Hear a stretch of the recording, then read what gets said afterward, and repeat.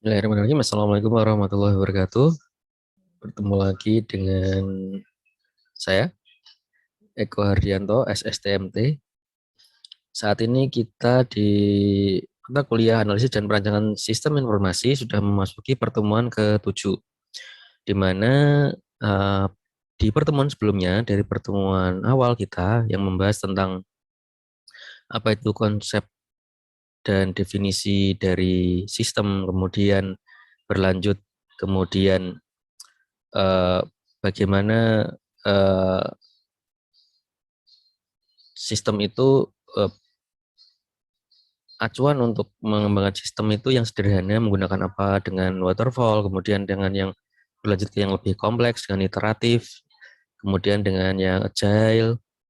Selanjutnya membahas juga tentang 8 tahapan dari sebuah analisis dan perancangan sistem informasi.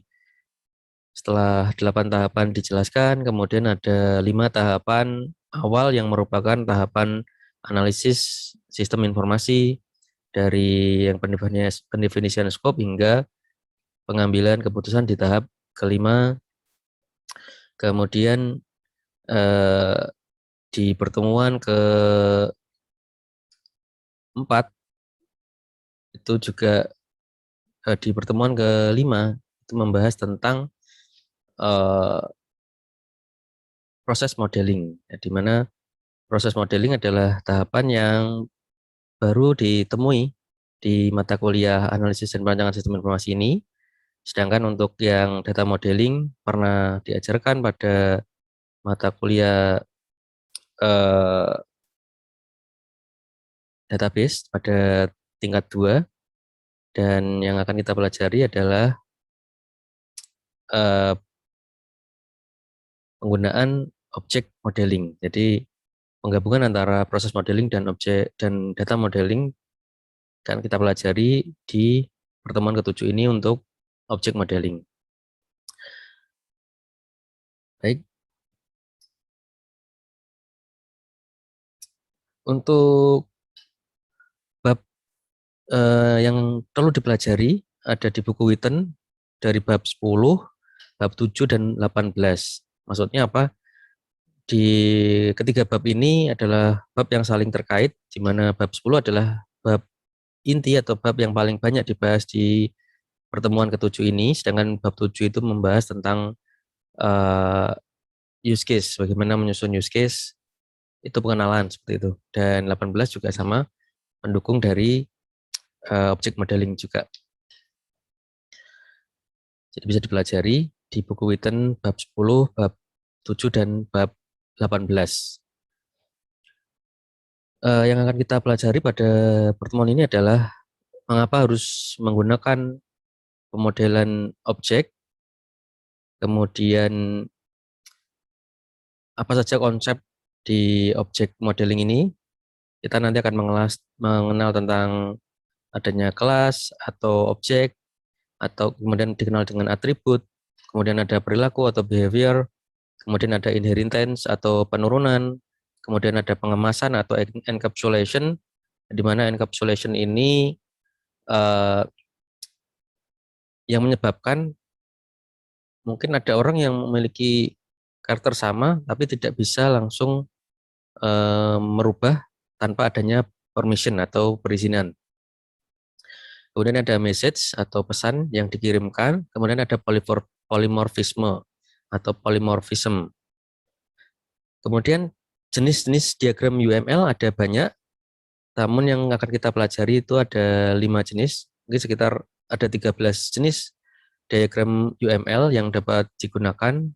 Namun di pertemuan 7 ini yang akan kita bahas ada yang pertama, hanya 5 dari yang 13 tadi, diantaranya adalah diagram use case atau kasus penggunaan, atau diagram activity atau activity diagram, kemudian diagram kelas atau class diagram atau object diagram, kemudian ada diagram urutan atau sequence diagram, dan yang terakhir adalah diagram perpindahan status atau state chart diagram.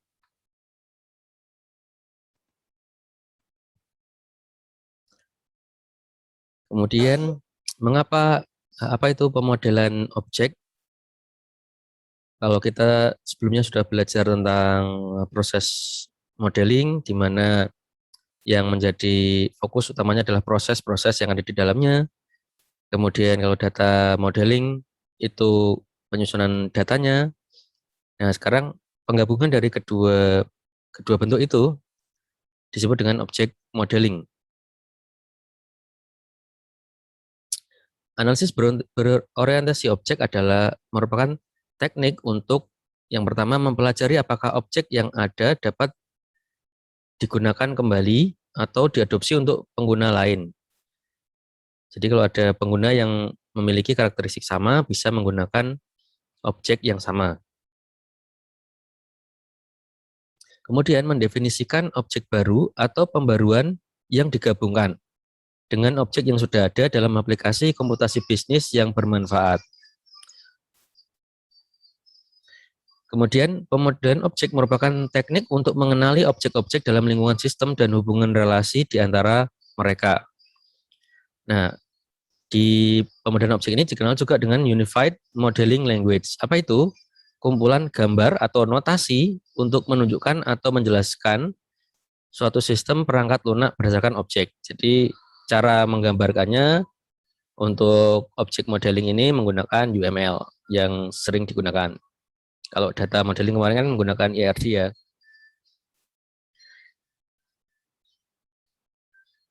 Kemudian, oh ya, kalau untuk proses modeling menggunakan apa? Ya, menggunakan diagram level 0, kemudian diagram level 1. Diagram level 1 merupakan dekomposisi dari sistem itu sendiri, gitu ya, yang harus kalian pahami. Sedikit kembali ke pembelajaran sebelumnya, di mana untuk proses modeling, contohnya adalah kasus dari pemesanan tiket dari kegiatan konser, suatu konser ya, sistem pemesanan tiket konser, di mana diagram level 0-nya ya sistem itu sendiri dengan adanya entitas-entitas yang berada di luar dari sistem itu. Kemudian di level satunya adalah dekomposisi dari sistem pemesanan tiket itu, ada yang bagian promosi, kemudian ada yang bagian membership, kemudian ada juga yang bagian pemesanan tiket ataupun bagian yang menangani tentang subscription dari member dan sebagainya. Jadi dekomposisi dari setiap dekomposisi dari sistemnya itu akan dijelaskan di diagram level 1. Jadi diagram level 2 seperti apa? Diagram level 2 yang lebih kompleks lagi jika memang dari subsistem itu masih ada proses-proses lain yang berada di dalamnya yang dapat dijadikan beberapa proses berbeda dan tidak dapat digabungkan. Nah, lanjut lagi ke pembelajaran kita saat ini. Keuntungan dari pemodelan objek itu apa saja? Yang pertama, memecahkan suatu sistem yang rumit menjadi komponen-komponen yang lebih mudah dikelola. Kemudian menciptakan komponen-komponen yang dapat digunakan kembali dengan sistem yang lain atau sebagai titik awal untuk proyek lainnya. Jadi tujuan dari objek modeling ini supaya eh, penggunaan kembali untuk atau development sistem di masa selanjutnya itu tidak perlu mulai dari titik nol lagi, tapi dia sudah dapat melihat sebenarnya pada pengembangan sebelumnya sudah pernah dibuat objek apa saja dan apakah objek itu bisa digunakan untuk pengembangan sistem selanjutnya. Kemudian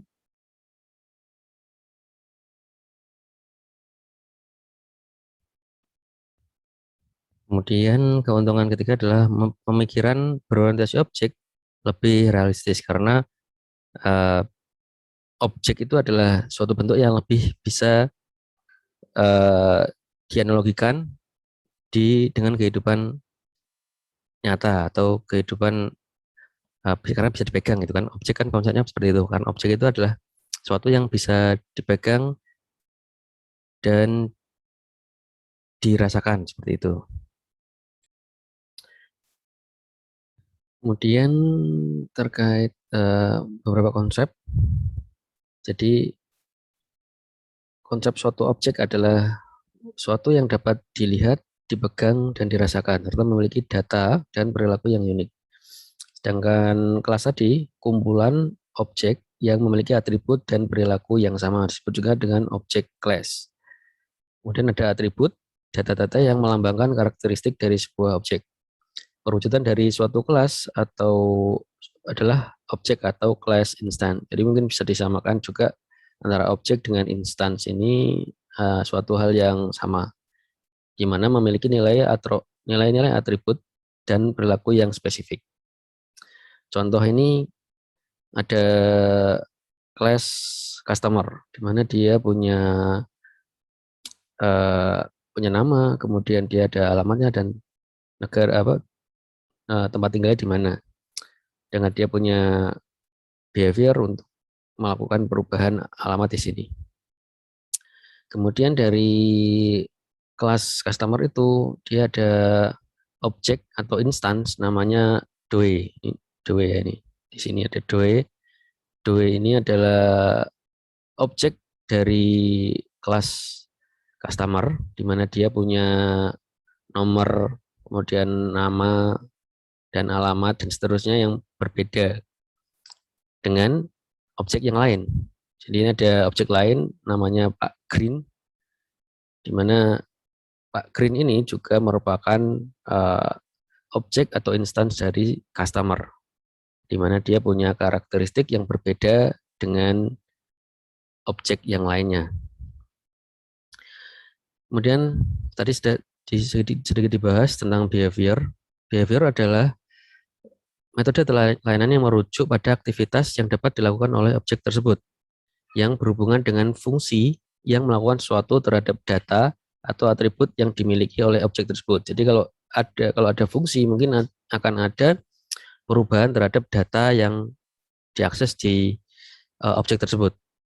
Kemudian ada encapsulation yang merupakan pembungkusan data metode fungsi dari suatu objek yang melindungi apa yang dikerjakan dalam suatu objek yang melindungi dari perubahan, pengaruh dari luar, yang merupakan kunci dari penggunaan kembali atau reusability. Nama yang perlu diketahui adalah suatu objek adalah kumpulan metode atau fungsi yang dapat dijalankan oleh objek lain dan pesan apa yang perlu dikirimkan untuk memicu perilaku tersebut. Jadi ada banyak fungsi yang bakal bisa dijalankan sebuah objek dan dari objek-objek itu dimasukkan ke dalam objek yang sama, dimasukkan ke dalam kelas. Analoginya adalah di setiap kelas itu ada mahasiswa yang punya karakteristik yang berbeda. Mungkin ada yang mahasiswa yang memakai kacamata dan tidak, ada mahasiswa yang tinggi, tubuhnya memiliki rambut panjang, rambut pendek, atau mungkin juga mahasiswa yang berada di lokasi yang berbeda-beda, di mana karakteristik mahasiswa itu karena dia memiliki karakteristik yang sejenis, maka dia dimasukkan ke dalam kelas mahasiswa seperti kelas dosen. Di dalam kelas dosen itu mungkin akan ada nama dosennya, kemudian ada nama nomor NID-nya atau NIP-nya dan seterusnya. Maka karena orang-orang ini punya karakter yang sama, karena dia ada NID-nya, NIP-nya, maka dia dimasukin ke dalam kelas dosen. Dan kalau mahasiswa kan nggak ada nomor NID-nya kan, makanya dia dimasukkan ke dalam kelas mahasiswa. Karena kelas itu ya isinya objek-objek yang memiliki atribut yang sejenis. Kemudian ada dikenal tentang constructor, query, dan update. Constructor adalah menciptakan instance atau perwujudan baru dari suatu class objek, jadi create ya. Kemudian query adalah memperoleh status dari suatu objek tanpa melakukan perubahan. Biasanya dikenal dengan get. Kemudian untuk update, mengubah status dari suatu objek atau mengubah nilai dari suatu atribut atau mungkin dikenal dengan set. Kemudian ada juga dikenal supertype dan subtype. Kalau supertype berarti kelas di mana kelas dari sebuah objek itu atribut-atributnya sama untuk semua objek dari kelas yang untuk semua objek dari kelas yang sama berikut kelas-kelas turunannya. Jadi dia memiliki karena dia dominan ya super gitu kan. Jadi kalau super type berarti dia ada satu objek, kemudian dia punya atribut-atribut dan objek turunannya juga memiliki atribut-atribut yang sama. Kalau subtype karena dia bisa kelas itu adalah objek di mana atribut-atribut umumnya diturunkan dari kelas induknya, namun dapat ditambahkan atribut-atribut lainnya untuk yang turunannya. Terus tadi kita sudah bahas masalah penurunan dari objek-objek tadi. Nah, dari sebuah kelas dia punya objek-objek yang diturunkan. Turunkan penurunan itu apa namanya? Inheritance. Inheritance adalah atribut atau metode fungsi dari suatu kelas dapat diturunkan dan digunakan dalam kelas lain yang diturunkan dari kelas induknya. Jadi ada kelas induk ada kelas, kemudian ada kelas lagi di mana kelas yang di dalamnya itu juga dia bisa menggunakan fungsi atau metode yang ada di kelas induknya. Jadi mungkin di pembelajaran di tingkat 2 ya mungkin ya, berbasis pengembangan web berbasis objek mungkin ya, ada mata kuliah tersebut bisa direview kembali. Contohnya adalah ini. Kita punya kelas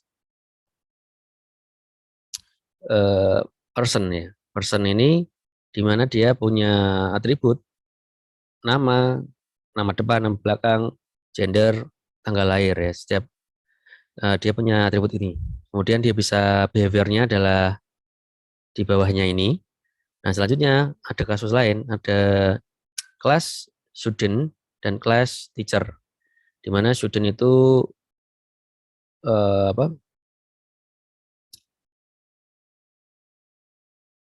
ada nilai GPA-nya atau IPK kalau kita di sini. Kemudian ada klasifikasi dari student-nya. Kemudian dia punya behavior-nya seperti ini. Pun teacher dia punya atribut peringkat dan dia punya fungsi untuk mengajar atau behavior, di mana kedua kelas ini merupakan kelas person, di mana berarti student ini karena dia adalah penurunan dari kelas person, maka dia pasti akan memiliki atribut dan behavior dari kelas induknya. Sama seperti teacher, dia juga akan memiliki atribut dan behavior dari kelas induknya. Seperti ini. Kemudian ada konsep message, pesan. Pesan merupakan informasi yang dikirimkan ketika suatu objek memanggil metode atau fungsi ataupun perilaku atau behavior dari objek lain untuk meminta informasi atau suatu tindakan. Jadi kan bisa saja minta informasinya untuk meng-get saja, atau dia meminta untuk set sesuatu atau meng-create sesuatu, ataupun dia mengupdate sesuatu. Tadi kan ada 3 ya. Dia ada constructor, kemudian ada query, kemudian dia ada update ya. Nah, di contoh ini dia message-nya adalah display order status dari order sekian dari customer ini. Maka dia akan mengakses class object di mana dia ada behaviornya adalah display status.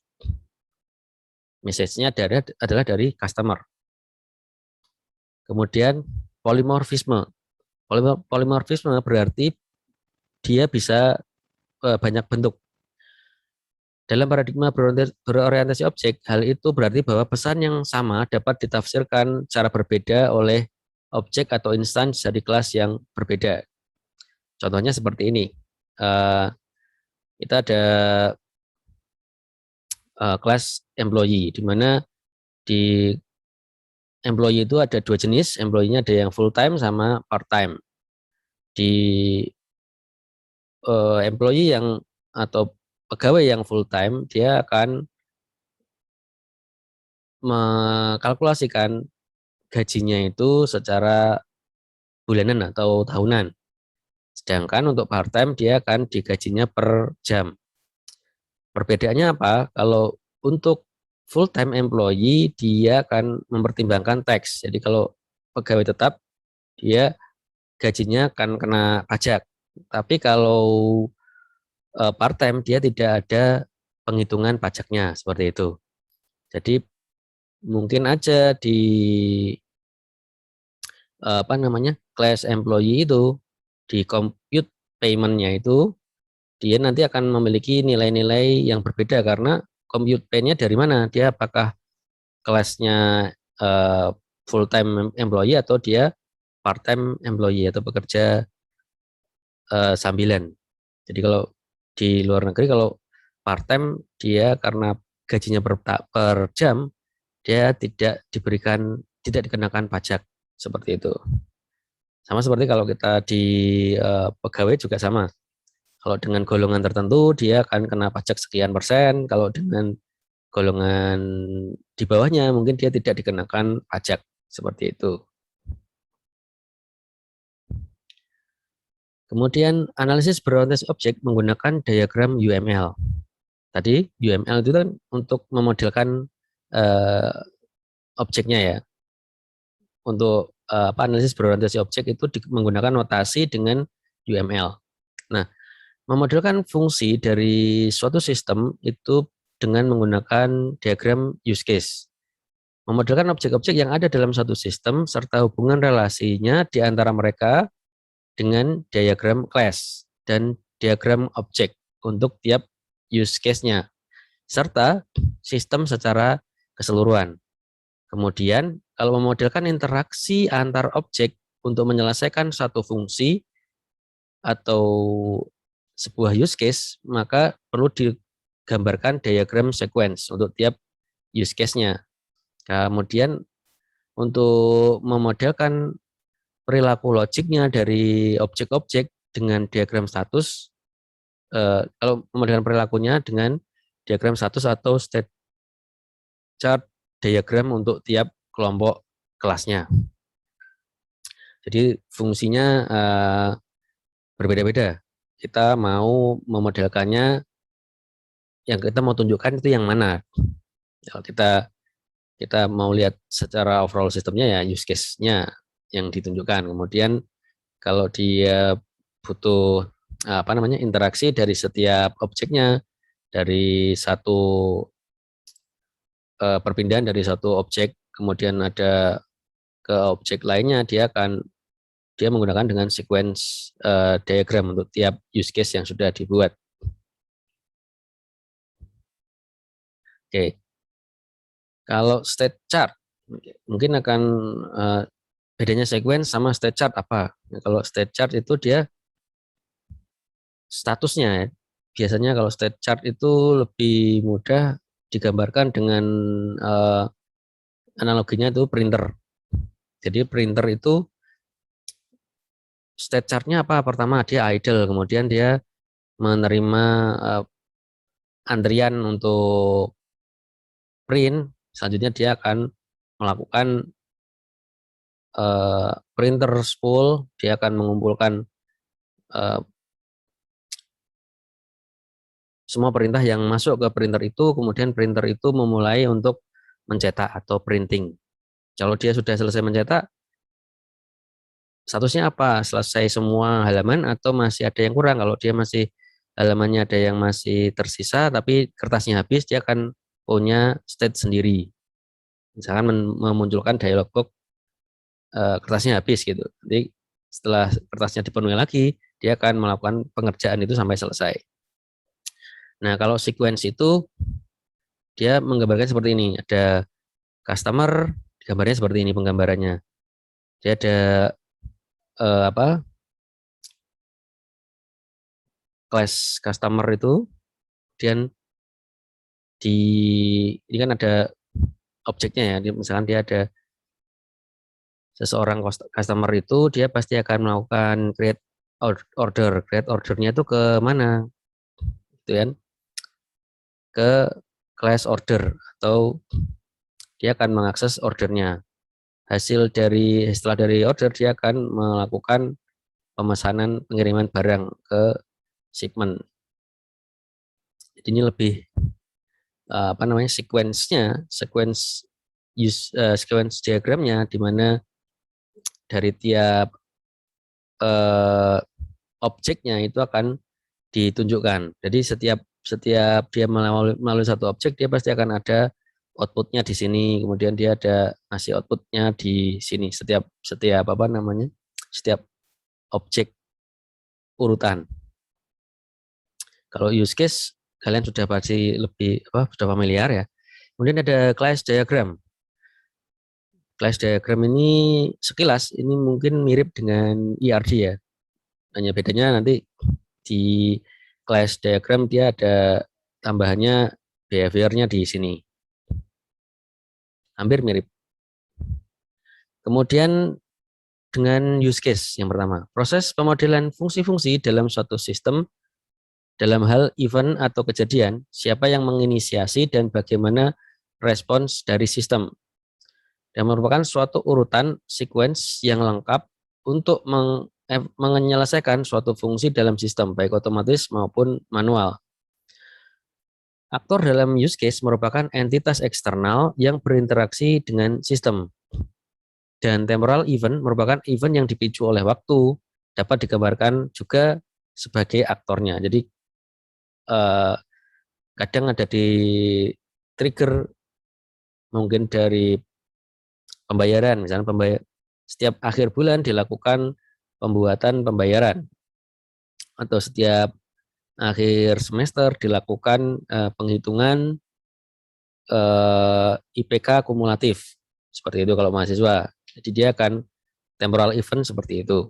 Dia bisa by time atau by event tertentu. Mungkin kalau ada tanggal, mungkin ada, jika suatu kegiatan sudah selesai dilakukan, maka dia akan menjalankan event ini. Bisa juga seperti itu. Nah, use case ini merupakan deskripsi fungsi dari suatu sistem yang mencakup kasus-kasus penggunaan atau use cases ya. Kalau diagram use case itu kan namanya, tapi kalau ada kasus-kasus penggunaan, ini dinamakan use cases. Jangan bingung dengan istilah yang digunakan. Kalau ini kan jamak bentuknya, kalau yang tadi dia adalah tunggal karena dia merefer ke nama dari diagramnya. Jadi karena namanya diagram use case, berarti kan dia akan menyelesaikan banyak kasus ya, kasus-kasus penggunaan. Mirip dengan diagram konteks atau DFD level 0 dalam pendekatan pemodelan tradisional. Ingat kembali di pendekatan pemodelan dengan proses ya. Nah, kalian akan mengenal diagram level 0. Masih ingat diagram level 0? Diagram level 0 itu ya diagram yang menunjukkan bagaimana sistem itu berinteraksi dengan entitas yang ada di luarnya. Kemudian tiap use case mirip dengan satu potongan DFD karena menggambarkan satu fungsi tersendiri atau proses utama. Jadi ada use case, ya nanti kan ada beberapa use case, maka satu use case itu adalah menggambarkan satu fungsi tersendiri. Dia misalkan untuk create user atau dia create order dan sebagainya. Dalam use case, aktor adalah mereka yang berinteraksi langsung dengan sistem, terlepas apakah sebagai sumber informasi ataupun tidak. Sedangkan dalam DFD, itu external agent selalu menjadi sumber informasi dan tidak selalu memiliki interaksi dengan sistem. Itu bedanya dengan DFD ya, yang sudah dibuat. Jadi kalau dia kalau di use case berarti aktornya itu bisa dia aktor ada orang yang berinteraksi secara langsung dengan sistem. Dengan DFD external agent adalah sumber informasi, namun dia bisa jadi tidak selalu memiliki interaksi dengan sistemnya. Dan use case tidak menunjukkan aliran datanya atau informasinya. Kalau DFD kan ada datanya, aliran datanya itu seperti apa. Ini contohnya use case. Ini ada eksternal, dia ada aktornya club member, dia bisa apa aja. Dia bisa mengajukan order, kemudian mengubah order, membatalkan, dan seterusnya. Kemudian dari setiap subsistem itu digambarkan di kotak yang berbeda. Kalau kita pakai DFD kan agak susah nih gambarin seperti ini. Tapi kalau dengan use case lebih mudah. Berarti ternyata club member itu di operation subsystem dia bisa melihat historinya gitu kan. Tapi dia nggak bisa membuat atau dia tidak bisa melihat daftar history secara keseluruhannya. Dia hanya mampu melihat sesuai dengan yang sudah di-generate oleh si ini tadi yang kita sebut dengan temporal event atau aktor yang dilakukan karena waktu atau karena event lainnya.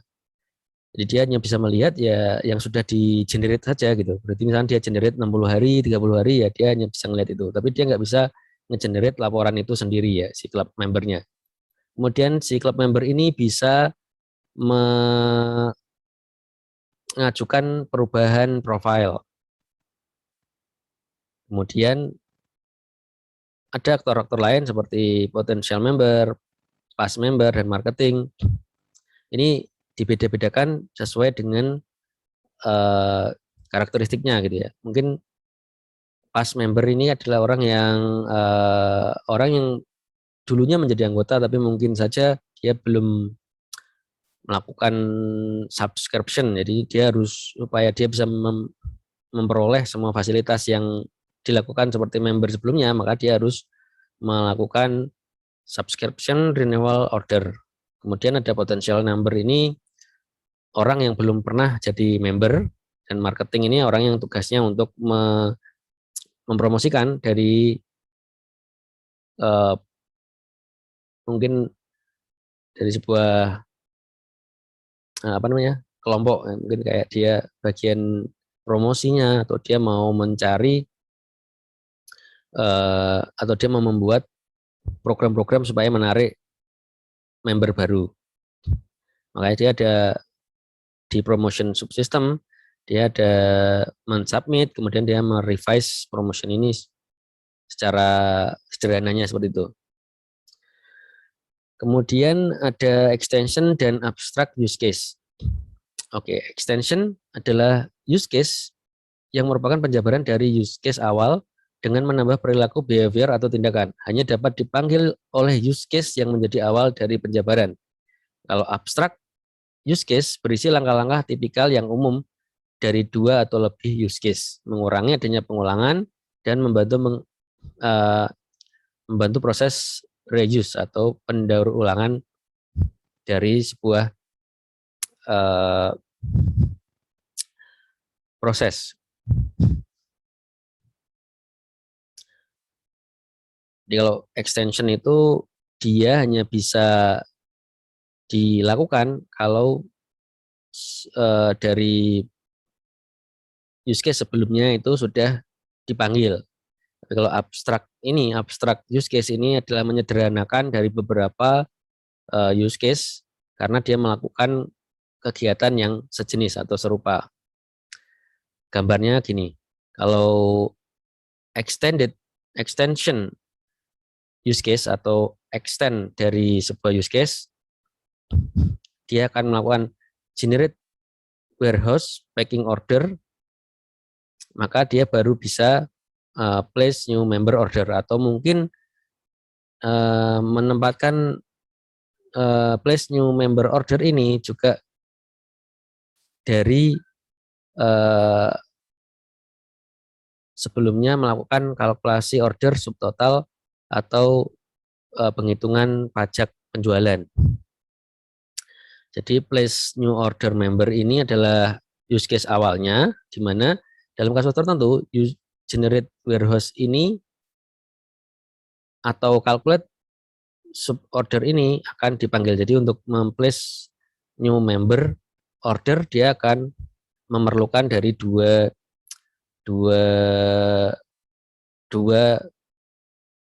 use case sebelumnya. Nah, kalau yang abstrak ini, place new member order menggunakan reverse postal address, dan submit change postal address juga menggunakan reverse postal address, di mana dia keduanya ini tidak harus dilakukan bersamaan ya. Dia kadang ada si member itu dia melakukan pengajuan pembelian atau pemesanan, dia pasti juga akan menggunakan alamat kode pos ya. Kalau juga ada use case lain, dia mensubmit kode pos yang dia punya, dia juga pastinya memerlukan use case revise atau memerlukan use case kode pos sebelumnya. Jadi karena abstrak use case ini digunakan di beberapa use case lain, maka dia disebut dengan abstrak use case. Tahapan membangun diagram use case ini bisa dilihat di buku Witten di halaman di bab 7 ya. Ini di bab 7. Ini kalau kalian baca di Witten lebih detail lagi. Ini hanya sekilas. Tahapan membangun sebuah diagram use case, yaitu yang pertama, mengenali kasus penggunaannya atau fungsi-fungsi utamanya. Pasti ya, use case karena dia adalah sistem dan keterkaitannya dengan aktor yang ada di luar sistem. Semua aktor yang bersentuhan dengan sistem. Kemudian kenali batasan sistemnya atau sistem boundary-nya. Kemudian kenali hubungan antar use case, hubungan biasa atau extension abstrak untuk kasus-kasus tertentu. Ya ada hubungan biasa ya, use case-nya cuma satu gitu saja. Tapi kalau apakah dia merupakan extension atau abstrak, maka perlu dilihat kembali. Kenali aktor atau lihat sumber dan tujuan dari input dan output utamanya. Kemudian untuk pemodelan diagram aktivitas, activity diagram. Kalau tadi use case-nya, kita sekarang ke activity diagram. Merupakan pemodelan tahapan proses atau aktivitas yang ada dalam suatu sistem dari tiap use case. Kemudian mirip dengan flowchart dalam menggambarkan tahapan proses secara berurutan. Dengan tahap tambahan dapat digunakan untuk menggambarkan aktivitas yang berjalan secara paralel. Kalau flowchart kan tidak bisa menggambarkan proses-proses yang paralel ya. Flowchart hanya satu arah saja, satu alur saja. Kemudian elemen dalam diagram. Kalau untuk activity diagram itu ada titik awal, titik akhir, alur ditunjukkan dengan garis beranak panah, persimpangan ditunjukkan dengan simbol ketupat tanpa deskripsi. Ini bedanya juga. Kalau di FD kan ada simbolnya ketupat, tapi di dalamnya ada deskripsinya. Jika dia melakukan ini, hasilnya apa, gitu kan. Tapi kalau di sini di FD, di activity diagram, karena dia bisa menunjukkan hal-hal yang paralel, maka dia dituliskannya simbolnya untuk persimpangannya dengan simbol ketupat saja tanpa deskripsi, ketupat kecil. Nanti kita akan lihat. Aktivitas paralel ditunjukkan dengan garis fork dan join.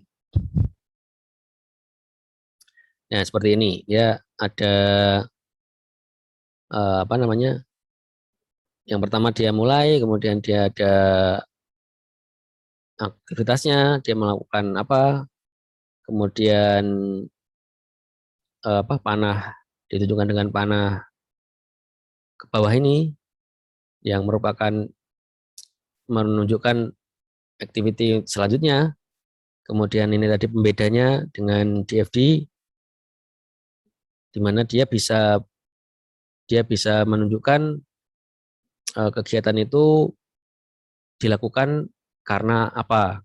Karena adanya perubahan yang dibutuhkan, maka dia akan melakukan ini. Kemudian dia melakukan kedua, jika tidak memerlukan perubahan ya dia akan ke bawah gitu. Kemudian dia akan melakukan apa namanya? Di activity selanjutnya hingga kalau ini kan kelima ini dia ada kegiatan ini dia akan masuk merupakan pertemuan dari beberapa kegiatan walaupun ini tidak sifatnya paralel ya, tapi dia hanya menunjukkan bahwasanya alurnya ini akan bertemu di titik ini, di mana setelah dilakukan beberapa kegiatan ini, dia akan menunjukkan adanya kegiatan yang paralel seperti ini. Dia kegiatan yang bersamaan dilakukan bersamaan seperti ini. Kemudian adanya juga kegiatan yang setelah kegiatan dilakukan maka dia akan dijoinkan kembali atau digabungkan kembali. Maka itu tadi istilahnya ada fork dan join. Fork itu dia seperti apa namanya garpu, maka dia bentuknya berjalan secara paralel. Kalau garpu kan punya cabangnya banyak. Ini ada yang lebih kompleksnya, di mana dia bisa membagi activity diagram itu berdasarkan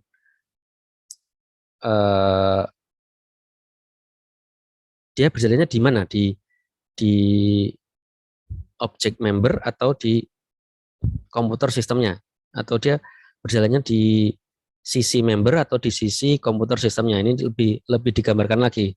Jadi kita melihatnya lebih mudah karena kan ini sebenarnya request option ini ada atau berjalannya tuh di mana gitu, di sisi member atau di sisi komputer sistemnya. Dan dengan activity diagram ini juga bisa dilakukan penggambaran dan yang menunjukkan di mana lokasi activity itu berjalan atau dilakukan. Sama seperti di diagram sebelumnya, hanya saja ini ada penggambaran seperti ini, B gitu kan. Dia ada B, proses B. Kalau penggambaran di di proses yang besar, sangat besar sekali, daripada nanti dia saling memotong proses B ini akan memotong ke atas ini, maka dia bisa dinotasikan seperti ini. Dia akan berjalan ke kegiatan atau activity B, di mana activity B itu adalah adanya di sini. Sama seperti simbol lainnya, oh ini ternyata juga akan melakukan tahapan atau activity yang sama A gitu ya. Ternyata A itu jika sudah dilakukan maka dia akan ke sini, ke bawah ini. Jadi penggambarannya jadi lebih rapi, lebih mudah dilihat dan tidak saling bertumbuk. Itu dengan activity diagram. Kemudian ada class diagram. Class adalah kumpulan objek yang memiliki struktur yang sama atau perilaku yang umum. Contohnya student. Diagram class menunjukkan struktur statis dari model berorientasi objek yang mencakup struktur internal dari class dan hubungan relasi antar class. Mirip ERD ya jadinya nanti, karena ada hubungan relasinya. Kemudian diagram objek menggambarkan perwujudan dari objek atau class instance dari diagram class. Contohnya, ini ada objeknya Mary dari kelas student. Ini menunjukkan objek yang teridentifikasi. Atau hanya menunjukkan kelasnya saja. Ini adalah objeknya tidak teridentifikasi. Contoh diagram kelas ini seperti ini. Dia bisa apa namanya? Ada yang gambarannya merupakan proses yang digabungkan dengan simbol ini ya, simbol panah putih kosong ini. Kemudian dia ada juga menunjukkan bahwasanya ini ada state tertentu, kondisionalnya seperti apa. Cara menggambarkannya, class diagram, hubungan yang ada dalam objek class yang didefinisikan dalam proses atau aturan bisnis, itu digambarkannya bisa digambarkan dalam objek atau class diagram ini. Sama juga seperti ERD, kalau kita di ERD ada hubungan cardinality, sama seperti itu hubungannya zero to many atau one to many atau seperti apa.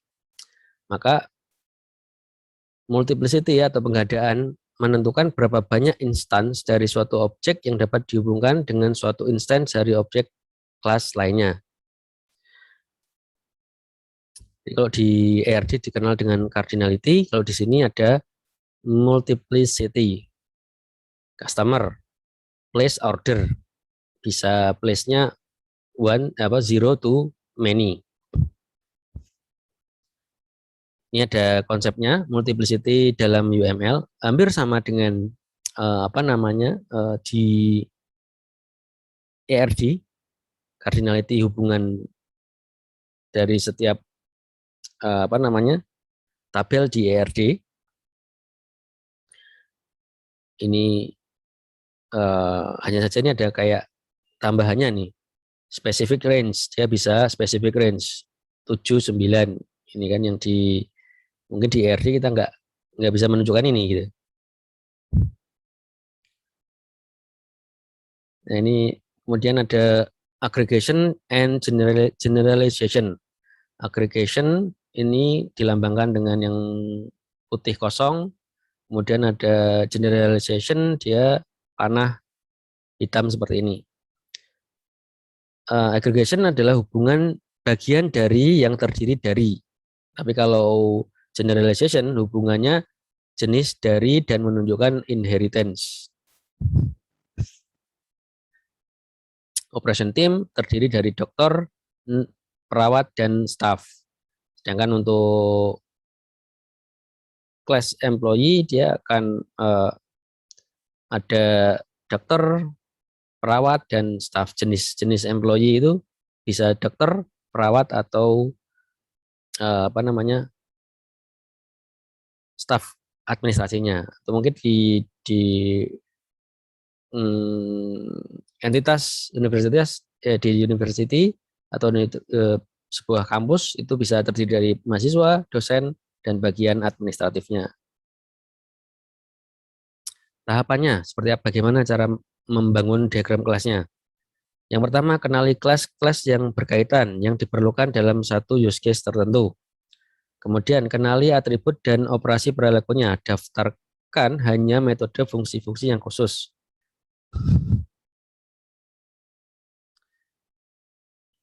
Kemudian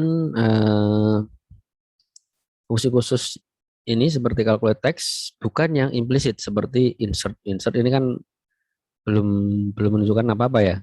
Jadi seperti itu.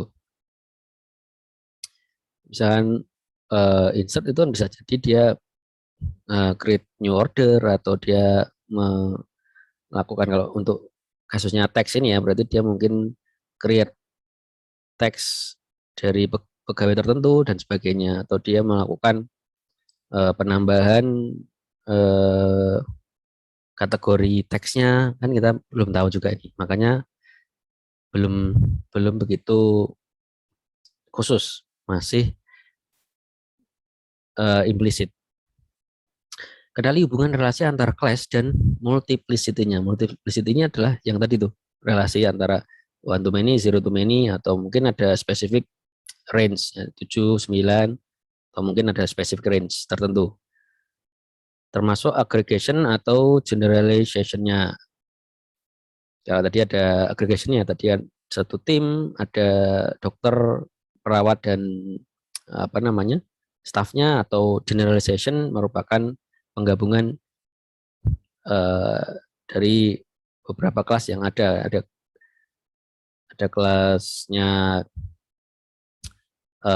kelasnya dokter atau kelasnya mahasiswa, dosen, dan BAK. Dia ada pegawai yang ada di sebuah kampus. Kemudian ada diagram sequence atau urutan, menggambarkan interaksi antar objek dalam satu use case dalam satu kurun waktu tertentu, memberikan gambaran perilaku objeknya, menunjukkan kumpulan pesan message yang spesifik, pemanggilan fungsi yang dikirimkan dari dan ke objek. Karena itu yang ditunjukkan adalah objek, bukan kelasnya. Tadi itu kayak dia ada customer, ya berarti kan objek customer itu place order. Kemudian dia setelah place order, dia akan kemana? Dia akan di apa namanya, order, di objek ordernya itu dia akan melakukan apa gitu. Kemudian dia ada di setelah customer order, kemudian dia ada di objek gudang misalnya gitu ya. Gudangnya itu ngapain? Gudangnya membuat mengirimkan barang atau seperti apa. Tiap aktor atau objek memiliki lifeline, lini hidup, dan kotak aktivasi dari atas ke bawah. Dan pesan message hanya bisa dikirimkan diterima dalam masa lini hidup aktif. Pengiriman pesan message digambarkan dengan garis panah, garis solid sebagai input, dan yang putus-putus sebagai output atau responnya. Kita lihat, contohnya adalah dia ada objek user, dia akan melakukan login, di mana di sini di member service system ini, di objeknya dia akan memberikan respon. Dia apa? Kalau dia responnya berhasil, dia akan melanjutkan seperti apa. Tapi kalau dia responnya invalid login, maka dia akan meminta user untuk melakukan submit ulang. Jadi kalau dia gagal, ya dia akan men-trigger lagi ke sistem admin. Ya misalnya gagal 3 kali, dia akan diblok mungkin ya, diblok. Terus si admin akan memberi, dia akan mengetahui bahwasanya ada laporan user ini sudah 3 kali login dan diblok. Ini contoh yang sudah sampai komplit ya. Dia ada member, dia ngapain? Dia memilih item, kemudian dia di jendela pemesanannya dia menambahkan item, kemudian di ordernya, place new ordernya, dia akan menghitung jumlah yang masih tersedia di stok, dan dia akan ngecek ke produknya ini, ke produknya dicek ada nggak stoknya gitu ya. Oh ternyata ada, berarti stoknya ada. Ini responnya, stoknya ada. Jika stoknya ada, maka menambahkan item sejumlah produk yang tersedia tadi, berapa jumlahnya yang bisa dipesan. Kemudian dia juga akan melakukan kalkulasi, kalau jumlahnya mungkin dia nambahkan 1, kemudian dia add 1 lagi, kemudian dia ditambah 2 gitu kan, dia harus jumlahkan dulu nih di dalam penempatan di dalam objek member order ini dia bisa menghitung juga kalkulasi total. Kemudian jika sudah dihitung totalnya, maka dia akan diproses ke pemrosesan pemesanan produk oleh customer tadi. Kemudian jika dia udah milih jumlahnya, dia akan meminta berapa sih harganya untuk setiap produk itu, ya, dimana get price ini kan berarti dia mengambil nilai dari produknya. Kemudian jika memang ada tambahan extended price-nya, mungkin ada promo, diskon dan sebagainya, kalau nggak ada ya berarti dia akan diinfokan harganya sesuai dengan harga yang tercantum di dalam sistem di pemesanan tersebut tanpa adanya perubahan. Selanjutnya dia akan mengeluarkan ringkasan dari pemesanan, kemudian ordernya akan disampaikan lagi ke pemesanan jendela pemesanan ini. Maksudnya yang biru ini apa? Jadi proses, mungkin aja di dalam proses ini, proses yang berapa tahapan tadi, minta jawab, minta jawab, minta jawab, ini mungkin si user akan melakukannya berulang-ulang. Jadi karena prosesnya bakal berulang-ulang, maka dia bisa mengklasifikasikannya, oh di sini tahapan ini sampai ini tuh pasti akan dilakukan berulang-ulang kan. Sama seperti kayak sebelum hasil check out-nya keluar itu kan berarti masih bisa dirubah, masih bisa berubah. Tapi kalau sudah di check out hasil akhir, dia kan prosesnya kan nggak bisa dirubah, paling infonya total info seperti ini gitu kan. Tapi kita nggak bisa nambah kurang lagi kan, karena sudah jadi pemesanannya itu.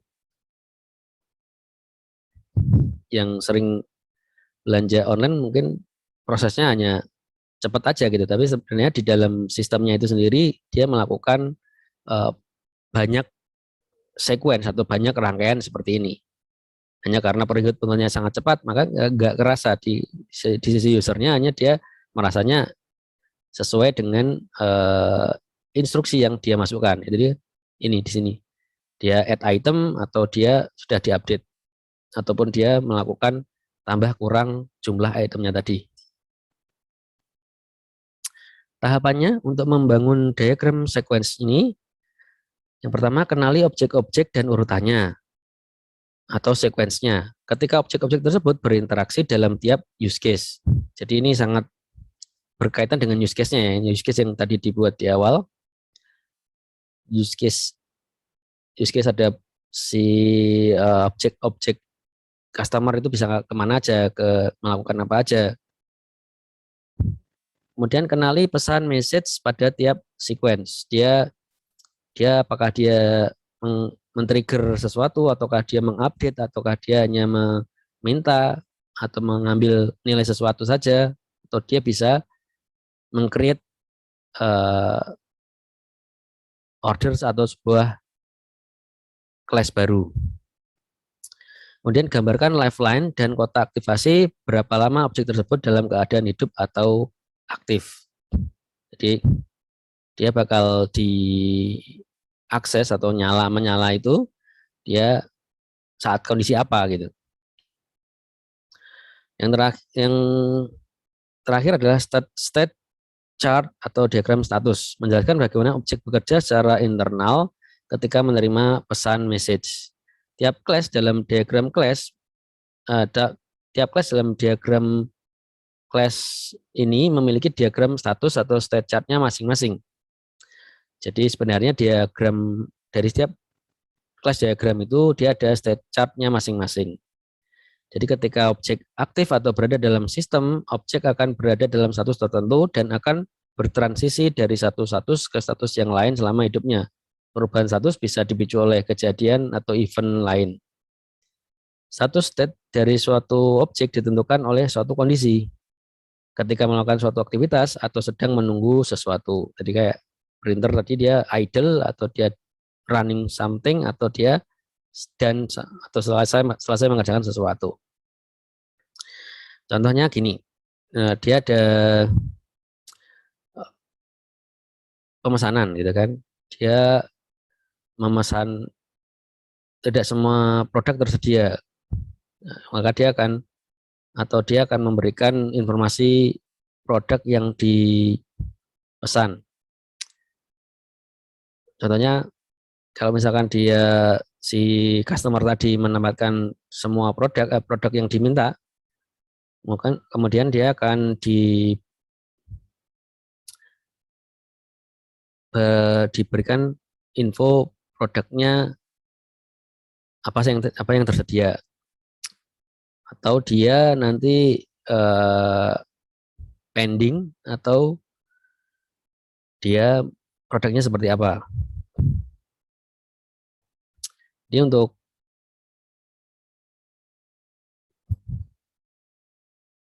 ini diagram ini ya, diagram state chart diagram. Ini bukan diagram sequence. Kalau diagram sequence itu kan yang ini tadi ya. Ini diagram uh, state chart namanya ya. Kemudian ada state-nya order release, ada state-nya order diisi, dan seterusnya hingga final order itu dicapai oleh si user. Tahapannya, pelajari diagram class dan kenali class mana yang melakukan suatu aktivitas yang melibatkan perubahan atau transisi status yang rumit. Kemudian buat diagram status state chart-nya untuk tiap class tersebut.